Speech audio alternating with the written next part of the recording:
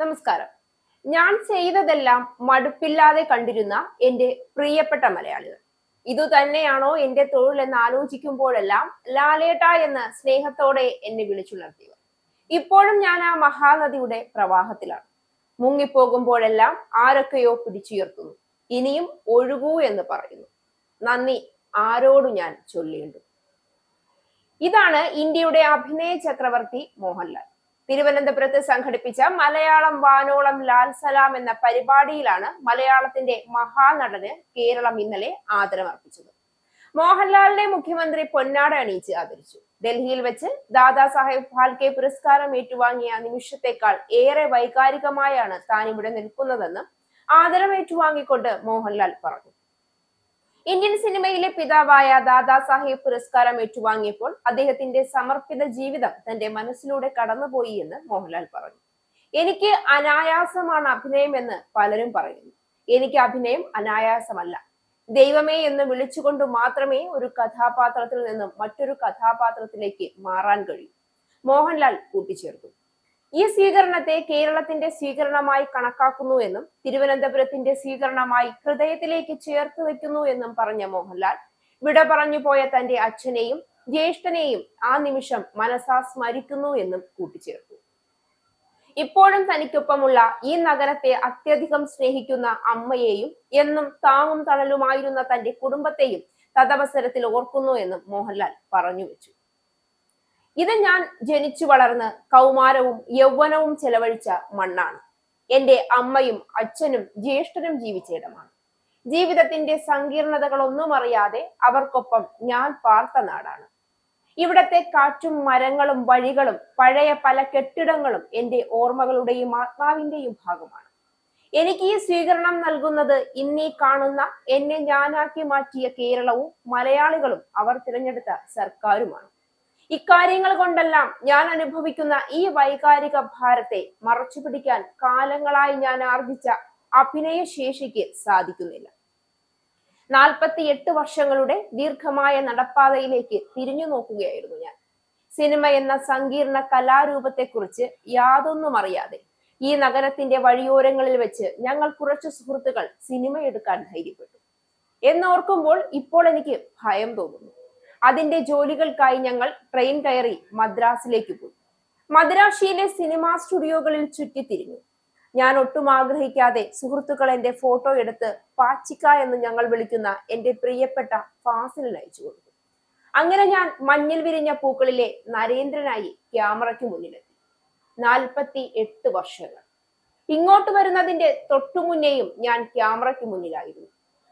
വിധി ഏതൊക്കെ വഴികളിലൂടെയാണ് എന്നെ നടത്തിക്കൊണ്ടു പോകുന്നതെന്നോർത്ത് വിസ്മയിച്ചു പോകും. അഭിനയകാലത്തെ ഒരു മഹാനദിയായി സങ്കല്പിച്ചാൽ തീരത്തു നിൽക്കുന്ന ഒരു മരത്തിന്റെ ചില്ലയിൽ നിന്നും അതിലേക്ക് വീണ ഒരു ഇലയാണ് ഞാൻ. ഒഴുക്കിൽ മുങ്ങിപ്പോകുമ്പോഴെല്ലാം ആ ഇലയെ ഏതൊക്കെയോ കൈകൾ വന്ന് താങ്ങി. പ്രതിഭയുടെ കയ്യൊപ്പുള്ള കൈകളായിരുന്നു അവയെല്ലാം. വലിയ എഴുത്തുകാർ, സംവിധായകർ, നിർമ്മാതാക്കൾ, ഛായാഗ്രാഹകർ എന്റെ മുഖത്ത് ചായം തേച്ച് കഥാപാത്രങ്ങളിലേക്ക് വെളിച്ചമടിച്ചവർ. എന്റെ ഈ അഭിനയ സഞ്ചാരത്തിനൊപ്പം നമ്മുടെ സമൂഹത്തിന്റെ യാത്രയും അതിന്റെ അമ്പരപ്പിക്കുന്ന മാറ്റങ്ങളും നിറഭേദങ്ങളും ഞാൻ കാണുന്നു. നമ്മൾ എത്ര മാറി. നമ്മുടെ വേഷം, ഭാഷ, ബന്ധങ്ങൾ, രുചി, സ്വപ്നങ്ങൾ, ആസ്വാദന ശീലങ്ങൾ, സാമ്പത്തികാവസ്ഥ, സാംസ്കാരിക സമീപനങ്ങൾ, പ്രണയ സങ്കല്പങ്ങൾ, രാഷ്ട്രീയം, ജീവിതശൈലികൾ എല്ലാം എത്രയോ മാറി. നിലക്കടല കുറിച്ച് കൊട്ടകയുടെ ഉഷ്ണത്തിൽ വെന്തിരുന്ന സിനിമകൾ കണ്ട നാം ഇപ്പോൾ മൾട്ടിപ്ലക്സിന്റെ തണുപ്പിൽ മലർന്നു കിടന്നുകൊണ്ടുവരെ സിനിമ കാണുന്നു. സ്കൂൾ ബെഞ്ചിൽ തൊട്ടടുത്തിരിക്കുന്നവർ മാത്രമല്ല ഇന്ന് നമ്മുടെ കുട്ടികളുടെ സുഹൃത്തുക്കൾ. ആഗോള സൗഹൃദമാണ് അവർ ആഘോഷിക്കുന്നത്. എല്ലാ കലാരൂപങ്ങളും കാലത്തിനനുസരിച്ച് പുതിയതായി. സിനിമയുടെ ആഖ്യാനം അപ്പാടെ മാറി. സാങ്കേതികത മാറി. ഈ മാറ്റത്തിനെല്ലാം നടുവിലൂടെയാണ് ഞാൻ എന്റെ യാത്ര നടത്തിയതെന്നോർക്കുമ്പോൾ ഏതോ ഒരു അജ്ഞാത ശക്തിയുടെ അനുഗ്രഹവും കരുതലും എനിക്ക് അനുഭവപ്പെടും. അതിനെ എന്തു പേരിട്ട് വിളിക്കണമെന്ന് പോലും എനിക്കറിയില്ല. ആ ശക്തി ഇല്ലെങ്കിൽ ഇത്രയും കാലം ഇങ്ങനെ തുടരാൻ എനിക്ക് സാധിക്കില്ലായിരുന്നു എന്ന് ഞാൻ വിനീതമായി തിരിച്ചറിയുന്നു. ദീർഘകാലം അഭിനേതാക്കളായി ജീവിച്ചവരെല്ലാം പ്രാർത്ഥിക്കുന്ന ഒരു കാര്യമുണ്ട് എന്ന് ഞാൻ വിശ്വസിക്കുന്നു. കണ്ടുകണ്ട് മനുഷ്യർക്ക് മടുക്കുന്ന കാലം വരെ എന്നെ ഇരുത്തരുതേ എന്നാണ്. പ്രേക്ഷകരുടെ ആ മടുപ്പിൽ നിന്നും അഭിനേതാക്കളെ രക്ഷിക്കുന്ന ആ കവചം കഥാപാത്രങ്ങളാണ്. ആ കഥാപാത്രങ്ങളെ സൃഷ്ടിക്കുന്നത് എഴുത്തുകാരാണ്. അതിനെ സംവിധാനം ചെയ്ത് ഒരുക്കുന്നത് സംവിധായകരാണ്. പകർത്തുന്ന ഛായാഗ്രഹകനാണ്.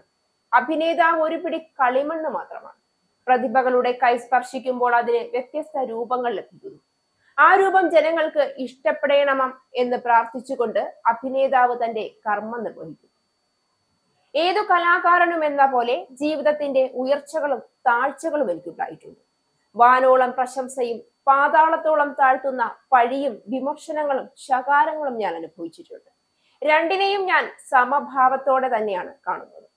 മോഹൻലാൽ അനായാസമായി അഭിനയിക്കുന്നു എന്ന് പലരും പറയാറുണ്ട്. എനിക്ക് അഭിനയം അനായാസമായ ഒരു കാര്യമല്ല എന്നതാണ് സത്യം. ഒരു കഥാപാത്രത്തിൽ നിന്ന് മറ്റൊന്നിലേക്ക് മാറുമ്പോൾ ദൈവമേ എന്ന് വിളിച്ചുകൊണ്ട് മാത്രമേ ഞാൻ ഇപ്പോഴും ക്യാമറയ്ക്ക് മുന്നിലേക്ക് ചെല്ലാറുള്ളൂ. എനിക്കത് ചെയ്യാൻ സാധിക്കണമേ എന്ന പ്രാർത്ഥന എപ്പോഴും മനസ്സിലുണ്ടാവാറുണ്ട്. കാണുന്നവർക്കു ഞാൻ അനായാസമായി അഭിനയിക്കുന്നു എന്ന് തോന്നുന്നുവെങ്കിൽ അതെനിക്ക് പോലും അറിയാതെ ഇതുവരെ തിരിച്ചറിയാൻ കഴിയാത്ത ഏതോ ശക്തിയുടെ അനുഗ്രഹം കൊണ്ടാണ് സാധിക്കുന്നത്. ഈ പുരസ്കാരം ലഭിച്ചതിനു ശേഷം ഞാൻ കൊച്ചിയിലെത്തിയപ്പോൾ ജോലി തന്നെയാണ് എന്റെ ഈശ്വരൻ എന്ന് ഞാൻ പറഞ്ഞിരുന്നു. ഏതു കാര്യവും ഉപാസനാഷ്ടമായ മനസ്സോടെ കാലങ്ങളോളം ചെയ്യുമ്പോൾ നിങ്ങൾ ആ കാര്യം തന്നെയായിത്തീരുന്നു. അതൊരു വല്ലാത്ത അവസ്ഥയാണ്. അതിലല്പം എക്സ്റ്റൻസീവ് ഉണ്ട്. ഞാൻ എന്ന ഈഗോ അവിടെ ഇല്ലാതായിത്തീരുന്നു. ആ കർമ്മമായി ഞാൻ മാറുന്നു. അതിനുശേഷം ഞാനാണ് ഇത് ചെയ്തത് എന്ന അഹങ്കാരം ഉണ്ടാവുന്നില്ല. അതിന്റെ ഫലത്തിൽ അമിതമായി ആഹ്ലാദിക്കുകയോ ദുഃഖിക്കുകയോ ചെയ്യുന്നുമില്ല. നാം ഒരു നിമിത്തം മാത്രമായി തീരുന്ന ഉന്നതമായ ഒരവസ്ഥയാണ്. ജീവിതം ഒരു യജ്ഞമായി തീരുന്ന പരമമായ ഒരു സ്ഥിതി. എനിക്കത് അഭിനയമാണ്. അതുകൊണ്ട് അതുതന്നെയാണ് എൻ്റെ ദൈവം. ഏതു കലാകാരനും ലഭിക്കുന്ന പുരസ്കാരങ്ങൾ ഏറ്റുവാങ്ങുന്നത് അയാളുടെ കരങ്ങളാണെങ്കിലും അത് എത്തിച്ചേരുന്നത് അയാളെ സൃഷ്ടിക്കുന്നതിൽ വലിയ പങ്കുവഹിച്ച സമൂഹത്തിലേക്കാണ്. കാഴ്ചക്കാർ ഉണ്ടായിരുന്നില്ല എങ്കിൽ ആ കലാകാരനോ കലാകാരിയോ ഉണ്ടാകുമായിരുന്നില്ല. അക്കാര്യം എല്ലാ കാലത്തും ബോധ്യമുള്ളത് കൊണ്ടാണ് എനിക്ക് ലഭിച്ച എല്ലാ പുരസ്കാരങ്ങളും മലയാളിക്കും മലയാളത്തിനും കേരളത്തിനാകെയും ലഭിച്ചവയാണ് എന്ന് ഞാൻ പറയാറുള്ളത്. ഈ പുരസ്കാരവും അങ്ങനെ തന്നെ. മഹത്തായ നിരവധി പുരസ്കാരങ്ങൾ ഇടചേർന്നിരിക്കുന്ന നമ്മുടെ സംസ്കാരത്തിന്റെ വിശാലമായ ഷോക്കേസിൽ എനിക്ക് ലഭിച്ച ഈ പുരസ്കാരവും സമർപ്പിക്കുന്നു എന്നാണ് മോഹൻലാൽ കഴിഞ്ഞ ദിവസം തന്റെ പതിവ് പുഞ്ചിരിയോടെ പറഞ്ഞു വെച്ചത്. അതെ, മോഹൻലാൽ ഇനിയും വാനോളം ഉയരട്ടെ.